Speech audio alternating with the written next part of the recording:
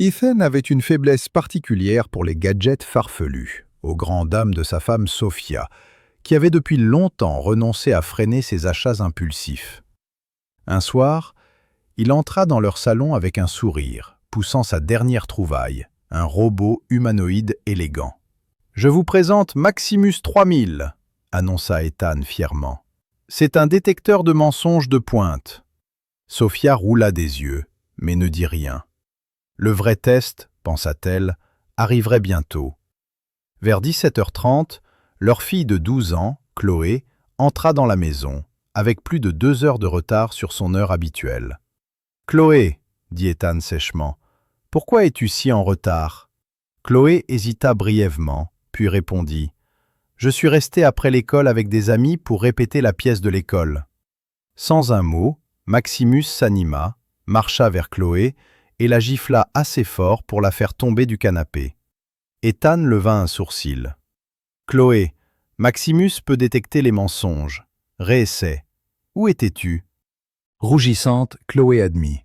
« D'accord, c'est bon. On est allé chez Lily et on a traîné. »« Et qu'est-ce que vous faisiez chez Lily » demanda Sophia avec méfiance. « On étudiait pour un quiz » balbutia Chloé. Maximus entra de nouveau en action, délivrant une autre gifle qui envoya Chloé valser. Sanglotant, elle se releva. « D'accord, on a regardé Midnight Desires. Je suis désolé. » Ethan secoua la tête, déçu. « Chloé, je n'arrive pas à y croire. Quand j'avais ton âge, je n'ai jamais menti à mes parents. » Pas plus tôt les mots étaient-ils sortis de sa bouche que Maximus pivota, se concentra sur Ethan et lui asséna une gifle qui faillit l'envoyer par-dessus la table basse. Sophia se plia en deux de rire. « Oh, Ethan !» dit-elle à travers ses larmes. « Tu l'as bien cherché. Tu n'as pas le droit de lui faire la leçon. Elle est bien ta fille, après tout. » Avant que Sophia ne puisse finir, Maximus se tourna, grinça de façon sinistre et délivra une gifle qui la laissa étaler sur le sol. De son coin de la pièce, Ethan murmura. « Peut-être que Maximus est assorti d'une politique de retour ?» Un voyageur en panne se trouva dans le pétrin quand sa voiture quitta la route et finit dans un fossé en zone rurale. Alors que le désespoir commençait à s'installer, un fermier local apparut, menant son puissant cheval, Buddy.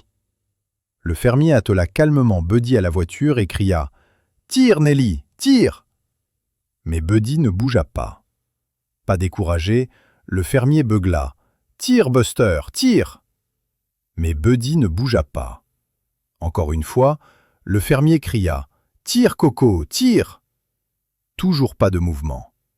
Finalement, le fermier cria négligemment « Tire, Buddy, tire !» Sur ce, Buddy se pencha dans le harnais et sortit la voiture du fossé sans effort.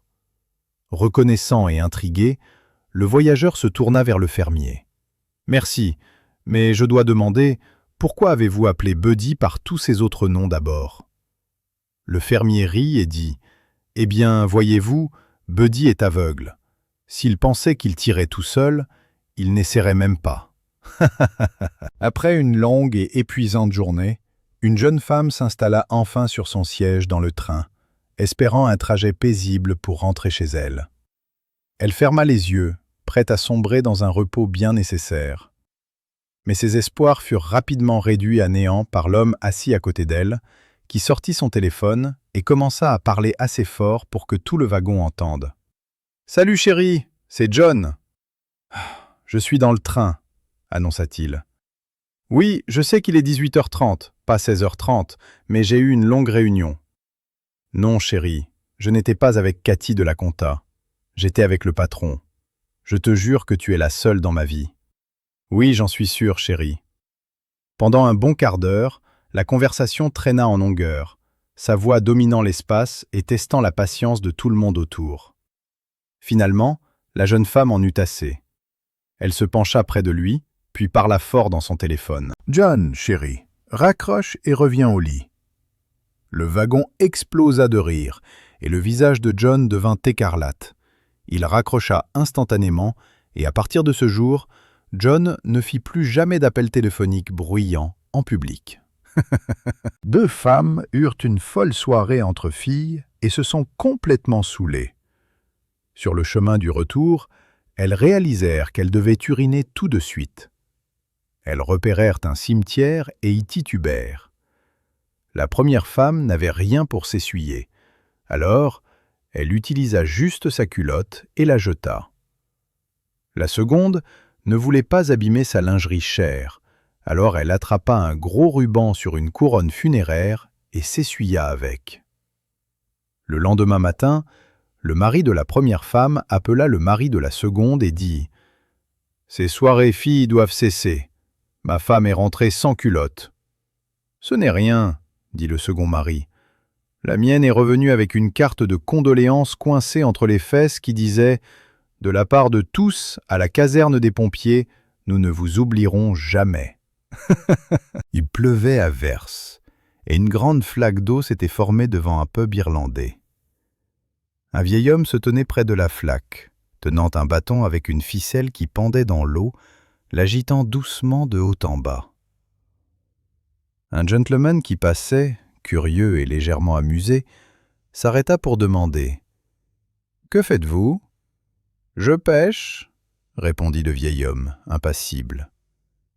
Le gentleman rit intérieurement, pensant « Pauvre vieux, il a perdu la tête. » Ressentant une pointe de pitié, il invita le vieil homme à l'intérieur pour boire un verre.